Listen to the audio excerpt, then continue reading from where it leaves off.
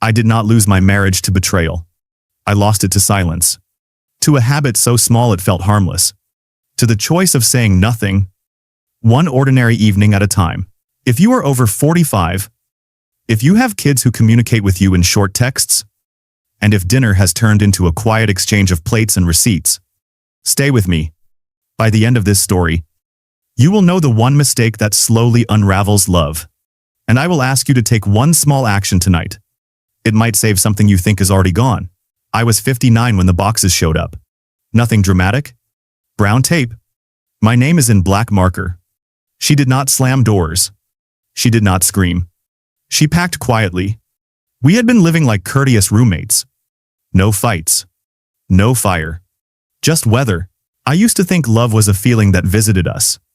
When the butterflies left, I waited for them to come back. I didn't notice how often I reached for my phone instead of taking her hand. How often I swallowed words because work was heavy and the game was on. I told myself, tomorrow, after the deadline, after the kids move out, after we are less tired.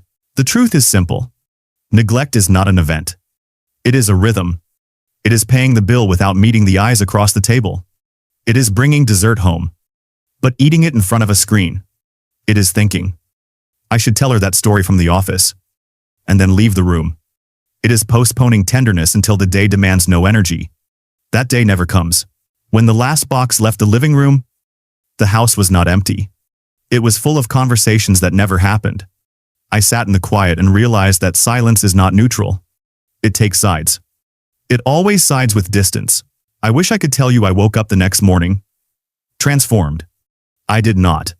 I did what people my age do. I worked. I avoided the hard call. I stacked my calendar like sandbags against a flood I refused to name. Weeks later, a neighbor passed away. The church was full of photographs. There were stories about small things. He made pancakes on Saturdays. He left notes in lunchboxes. He called his brother every Friday before dinner. No one mentioned promotions. No one mentioned how neat his garage was. After the service, my daughter asked if I was coming to the diner with the family. I said I was tired. She nodded. Kind. Distant. That night I heated leftovers and scrolled through people I did not know. There was a video about gratitude. There was advice on how to communicate in marriage. I saved it and went to bed. I did not call my daughter back. Here is the mistake in one sentence. I kept my love a secret from the people I loved.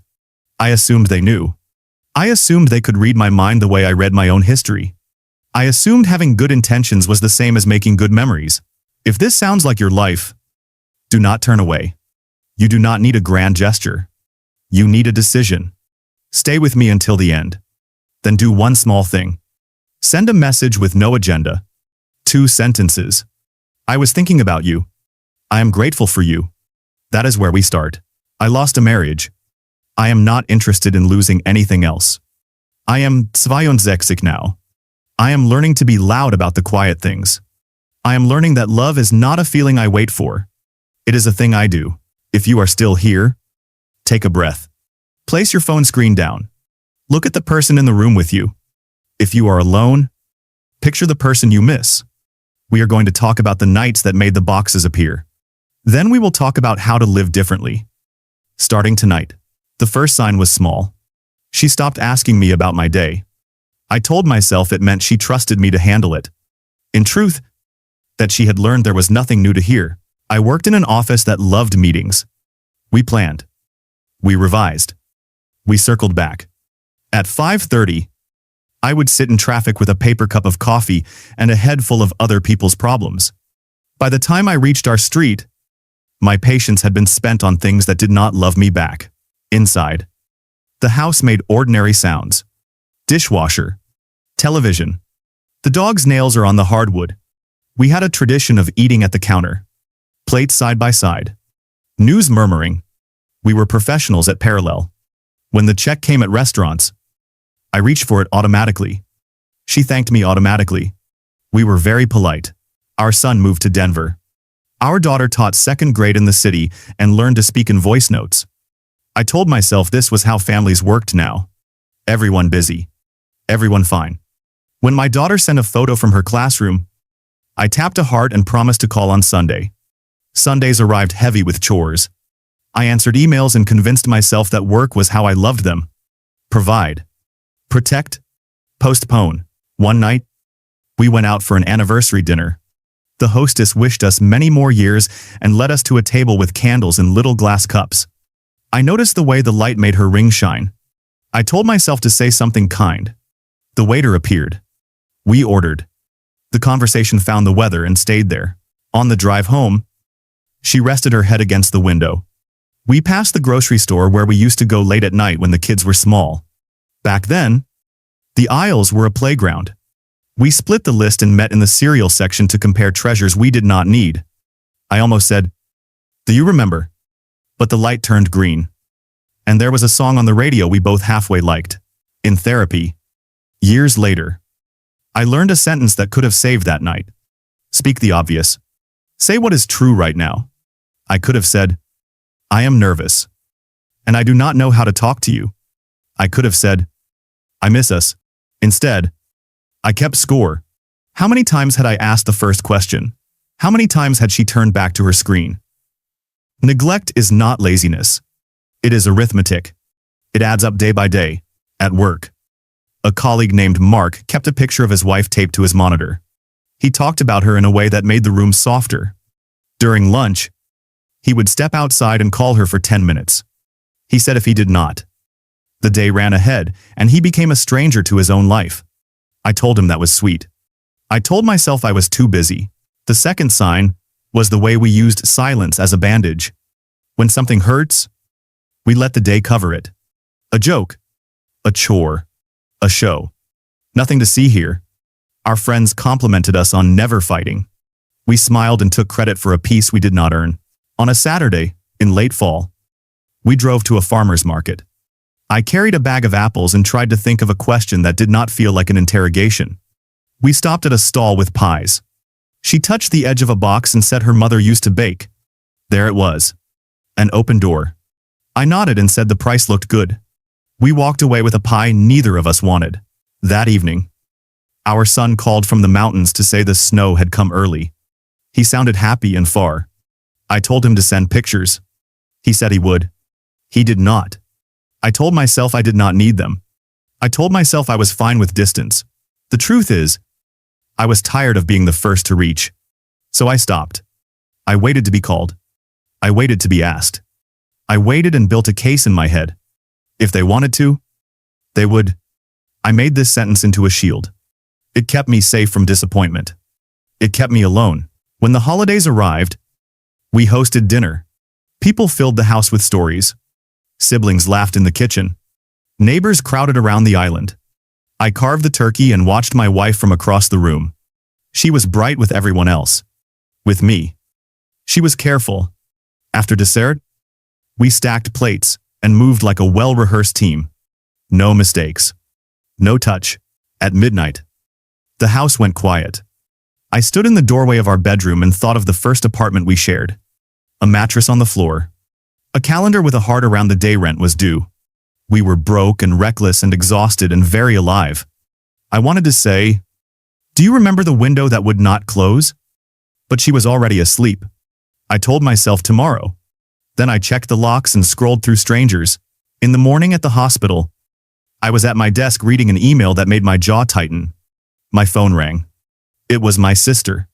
Her voice was steady and wrong. Our mother had fallen in her kitchen. She was stable. They were running tests. Come if you can. The drive to the hospital was a long straight line. The sky had the color of a bruise. I parked on the 5th level and walked the ramps because the elevator felt too small for news. In the waiting room, my sister held a styrofoam cup and did not drink. We sat like children who had stayed out too late. When the doctor came, he spoke with the quiet authority of someone who does not guess. Good news in some areas. Concerns in others. We will know more tomorrow. In the hall, my sister asked if I could call our brother. I said, "Of course." Then I looked at his name on my screen and remembered the last time we spoke.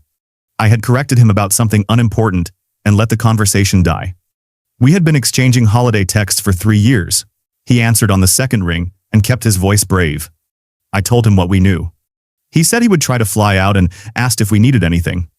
I almost said, I need you to call me even when there is no emergency. Instead, I said, we are fine. That night, I slept in a chair and dreamed of our old house where the heat clanged in the walls and nobody locked the back door. In the morning, my daughter arrived with a tote bag of snacks. She hugged me and smelled like cold air and coffee. We walked to the cafeteria and sat by the window that looked over a parking lot full of people living the hardest days of their lives. She took a breath and said she needed to tell me something. She said she had stopped calling because she could not carry on both sides of the conversation anymore. She said when she asked how I was, I always said busy. She said she had learned to leave me alone. It is a strange thing to be told the truth by your child. It is like hearing your own voice on a recording and realizing that is how you sound to everyone else. I wanted to say, I was trying to protect you from my stress. I wanted to say, I thought I was being considerate. What I said was, I am sorry. I said, I thought you knew. She shook her head gently. People your age think we can read your thoughts. She said, we cannot. We only see what you do. On the third day, our mother was cleared to go home with a list of new medications and rules. We made a chart on the fridge and argued about nothing in particular. At noon, my daughter needed to leave for a parent-teacher conference. At the Cur. B, she hugged me again and said she was proud of how I had handled everything. Then she asked if I wanted to come to her classroom one afternoon and read to the kids. I said I would check my schedule. She smiled in a way that told me she had expected that answer. On the way back to the house, I stopped at a store that sells cards. I stood in an aisle that smelled like ink and dust and read words written by strangers. Most were about holidays or apologies or birthdays. None said what I needed to say. I put them down and walked out with a pen and a stack of blank notes. At home, my wife was in the kitchen with my sister. They were measuring tea leaves and speaking softly. I watched them from the doorway and felt like a guest at a party I had not been invited to. I do not know how long I stood there before my wife looked up. She smiled the way you smile at a neighbor you genuinely like. It was kind. And it was not intimate. That night, I could not sleep. I made coffee at 2 in the morning and watched the steam rise like a signal. In the quiet, I tried to count all the moments I had chosen comfort over connection. It was not possible. The number was too large. I wrote a list of names on an envelope, and next to each name, I wrote one detail that mattered. For my wife, I wrote, loves the way rain sounds on the garage roof. For my daughter, I wrote, keeps chalk in her coat pocket for sidewalk games. For my son, I wrote, laughs when the chair squeaks at the wrong time. At 6, I drove to the diner near the hospital. The waitress poured coffee without asking and called me, honey. I opened the pen and wrote a note to my mother. I wrote about pancakes on Saturdays when we were small, and about the time she drove across town to bring me the library book I had forgotten for a project. I wrote that I was grateful for the way she never panicked in front of us. When I finished, I wrote a second note to my daughter, then one to my son, then one to my wife. I did not know what would happen when I handed them over. I only knew I was tired of being a polite ghost in my own life. I paid the bill and left a tip that made the waitress look up. On the sidewall, the air hurt clean in a way. The sky was the pale blue of a fresh start you do not trust yet. That afternoon, I drove my mother home and sat with her on the couch while she dozed. The house smelled like lemon cleaner and old books. I looked at the framed photographs on the mantel and felt every year. When my wife came by with soup, and she set it gently on the counter and asked if I needed anything. I said I needed a walk. Would you come?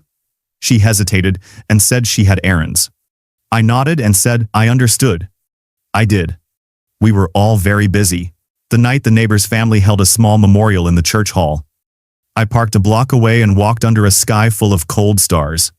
Inside, folding chairs made neat rows. On a table by the door, there were index cards where people could write a memory.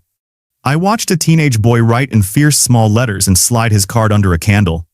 When it was time to speak, his stories rose, like lanterns. Someone talked about how the neighbor shoveled other people's sidewalks without being asked. Someone said he never let a birthday pass without a call. His sister told a story about the year he mailed their father a postcard every single week. None of the stories was large.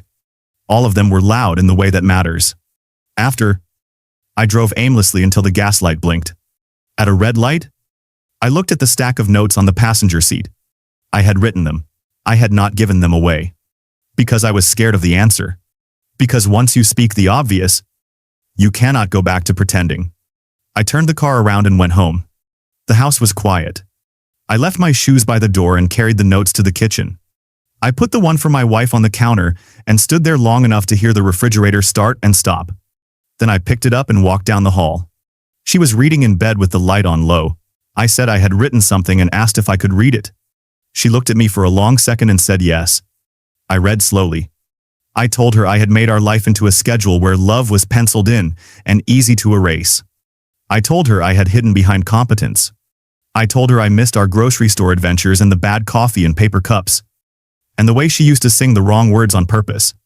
I told her I was sorry. I did not ask for anything. When I finished, I put the note on the nightstand and waited. She closed her book. For a moment, I thought I had broken something that could not be mended. Then she said she did not leave because I was unkind. She left because I was gone while sitting next to her. She said she was tired of living in a house where all the important things remained unsaid. She said she did not know if we could find our way back. But she was willing to try if I was willing to practice being brave. We started small. 10 minutes after dinner, with no screens. One question each. Not the safe kind. The kind that makes you look at each other. What scared you today? What made you glad? What did I miss? I called my daughter on Wednesday just to hear about her day. She told me a student had finally read a whole book and smiled the entire last page. I told her I was proud and asked if I could come read to the class next month. She said yes and sent a calendar invite, like the professional she is. I accepted before the phone could ring. I texted my son on Friday before dinner and said I wanted a picture of the snow, even if it looked like every other picture of snow I had ever seen. He sent 3, each slightly different. He said he was trying a new recipe in a cast iron pan and asked how to know when the steak was ready. I said to listen for the sound it makes when you press it with tongs. We argued pleasantly about whether that was science. He said he would call me next week. And I believed him. At work, I watched Mark step outside for his 10-minute call and thought about how wisdom sometimes looks like ritual. I put a reminder on my calendar that said, "Speak the obvious." When it popped up, I practiced. I told a colleague I appreciated how she kept meetings humane. I told my sister I was wrong to correct her in that conversation months ago. I told my mother I was scared. And she said she knew and that it was all right to be scared and to speak anyway. Climax is not always a trumpet. Sometimes it is a string of small yeses that pulls you back from a cliff. But there was a moment that felt like sunlight after days of rain. It was a Saturday. We were at the grocery store late at night because we had forgotten half the list. In the cereal aisle, she held up 2 boxes and asked which one tasted like our old apartment. I laughed in a way that surprised me. We chose the wrong one on purpose. At the checkout, I reached for the bill. And then I stopped and looked at her. "Thank you for coming with me," I said. She nodded. In the parking lot, we ate a cookie that did not make it home. We stood under the streetlight and ate in silence that was not empty. The conclusion is supposed to be tidy. Life is not. We still argue. We still get tired. There are days when the old habit taps at the window and asks to be let in. On those days, we have a rule. We name what is happening out loud. We speak the obvious. We chose a 10-minute walk. We write a note and leave it where the other person will find it. We refuse to let tenderness be postponed. If you have listened this far, here is the part where I ask you to move. Take the smallest action that proves you are done keeping love a secret. Call the friend you have been waiting to hear from. Tell your partner one true sentence about today. Write a note to your grown child and say what you admire that has nothing to do with their achievements. Put your phone face down for 10 minutes and look at the person who shares your table. I lost a marriage to silence. And I am still learning how to speak. I am learning that the opposite of neglect is not grand romance. It is attention. It is paid in daily installments. It is the courage to be awkward and honest and specific. Tonight I will make the call I used to postpone. I will ask the question that scares me a little. I will say thank you in a way that lands. If you do the same, we will both sleep better. And tomorrow, when the day tries to hurry us past the people we love, we will remember the truth. The mistake is silent. We do not have to be.